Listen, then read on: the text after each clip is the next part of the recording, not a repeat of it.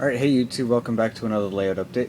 First off, I want to apologize for the quality. Unfortunately, I forgot my camera back up at a cottage, and so I have to slightly downgrade to give you guys this layout update. I am back on an iPod Touch, so bear with me as I get this stuff out to you guys, because I want to get this out as soon as possible, because a fair bit have changed. So let's go ahead and get started. So I can't quite remember what I showed you guys in the last video, but I finally got this parking lot done for the yard for crew swap outs. The yard office is going to go in this outline spot. Awesome Railfan's going to be building that for me. And I've got a few other trackside details to go with it. Like I've got this pile of rails that he put together for me from some of my scrap rails. And I've got another one further down on the layout over there. I've got 3 new engines on order for me. 2 of them have arrived. There are 2 ES44DCs and BNSF schemes, and neither of them are sound, but that's due to the fact that I kind of like it quiet. I might, as you guys know, I'm getting a few sound engines, and that's going to be in the SD40-2 and the Sioux Line SD40-2W that I'm upgrading for Awesome Railfan. Finally got some new couplers. I finally got some KD couplers, as a matter of fact. Unfortunately, I fell behind in getting those, so I picked up 2 packages, and I was able to do these 2 grain cars. And I will be doing some of the coal cars once I gather a few more packages. And as you guys obviously know, I have a lot of coal cars to upgrade to. Moving on to a new piece of rolling stock I've acquired. It is a Walthers Gold Line Autorack, bi-leveled in GT scheme. Picked this up from my hobby shop, obviously. Normally these things go for about 47 bucks. I picked this up for 27. And if you guys don't believe me on that, well, here you go.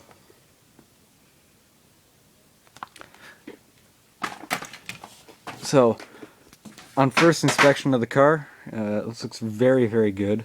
It runs great, especially around the tight curves on the layout.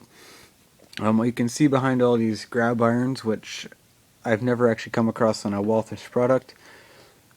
It's all nicely detailed for being an Autorack. The underframe is well done. I wasn't expecting this when I picked it up.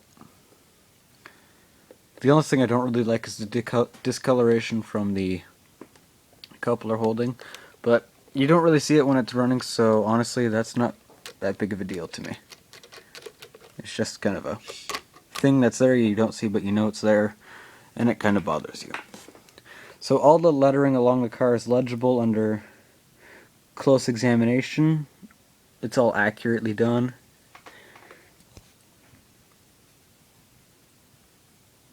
And there is a fair amount of rivet work done on the whole car itself, as you can see.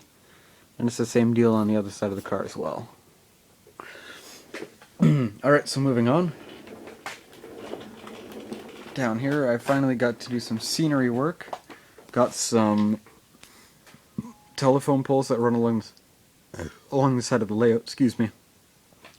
And I've put in 2 trees. Stuck the Aston Martin there at the grade crossing, and finally glued in the rest of the grade crossing. Unfortunately, I'm not quite sure what I'm going to be able to do about this because it's too high, but I'll just have to see how that works.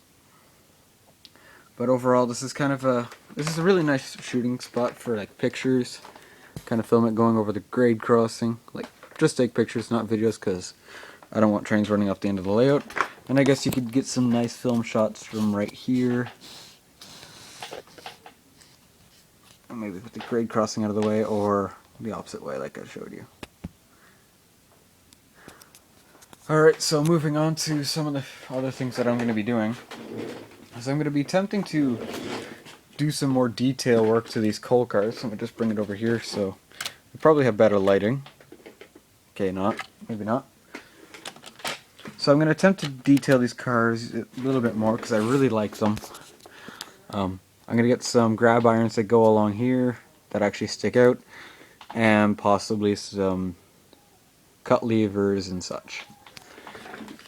And other than that, you may have noticed that that car is weathered, and that's true for all of the coal cars. Awesome Rail fan went crazy and decided to weather them all up. And I've decided to let him weather up my Exact Rail reefer car. But I'm not quite sure if I want him to weather up my GT car. I probably will, but not sure. Another thing that I have on order, I'm not sure if I mentioned this before, is the genset, but another thing I also have coming in is a detail kit for the Atlas car, the Atlas Centerflow Hopper car. This one. It's going to give it a lot more see-through parts and make it look a lot nicer. It'll kind of take away the weathering job that I've done to it, but in all honesty, I kind of want this to be more detailed just with all the other rolling stock I have. If I can't detail up some of my rolling stock, I'm probably going to sell it off. But I'm going to be looking pretty hard to get some detail kits, for a lot of my cars, because yeah, I like a lot of my cars to be detailed. In case some of you are wondering, my really detailed cars are these two CP Rail grain hoppers. Obviously this GT auto rack. For obvious reasons, the Athearn Genesis tank car. This has a phenomenal amount of detail, as you guys probably noticed in my previous videos. And the two Atlas Masterline center beam flap cars, as well as the Exact Rail reefer car. So other than that, not a whole lot has been done. I threw a harness onto this locomotive. This is going to be for the Santa Fe. And in case some of you are wondering why I had the Santa Fe running in previous videos, that is because I had it mounted on the old CP rail frame. Excuse me, just had to eat a drink there. I cannot function properly without Coca-Cola. Alright, so moving on to, I think, but the last thing I have to tell you guys about is that I'm going to be attempting to completely scratch build a rail car. By the way, this isn't the last thing I have to tell you guys. So I'm going to attempt to build a custom built flat car, or a box car, not quite sure which. Depends on how easy it goes at first. But as soon as I get that finished, I'll show you guys the end product, and then I'll also have how-to videos on how I did it, and some of the problems and such I ran into, if I ever ran into it, which I probably will, so. And the absolute last thing I want to show you guys is I finally installed a signal down here. Let me just move some of the stuff out of the way so I can get back there. So I finally installed the signal, and I must say I was really impressed. This one turned out a lot better than the last one. I still have to wire it up, but I'm going to wire it up to a system once I get it. In this case, some of you are wondering, it's going to be a conductor type system that detects when a train is going over the rails here, and that will switch it to red, so I don't have to constantly switch out, like have a turnout switch and the lights change color. I kind of want to have it to run as much as prototypically possible, so it'll probably run off the turnout position and the train's position. So I'm not quite sure how much that system is going to cost, but I'm going to start looking into it. In case some of you are wondering, NS Modeler 24 has it, and I will post a link to his video explaining it and his system. And yeah, let me know what you guys think. And other than that, that concludes just about everything for this layout update, guys. In the near future, I will show you guys the two new Gevos, and as well as the genset, and as well as the Via Rail when it comes in. And I've also got a super detail kit from it coming in.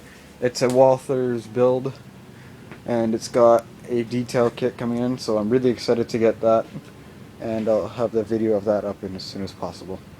Alright, I hope you guys have enjoyed, and stay tuned for more videos. Peace out.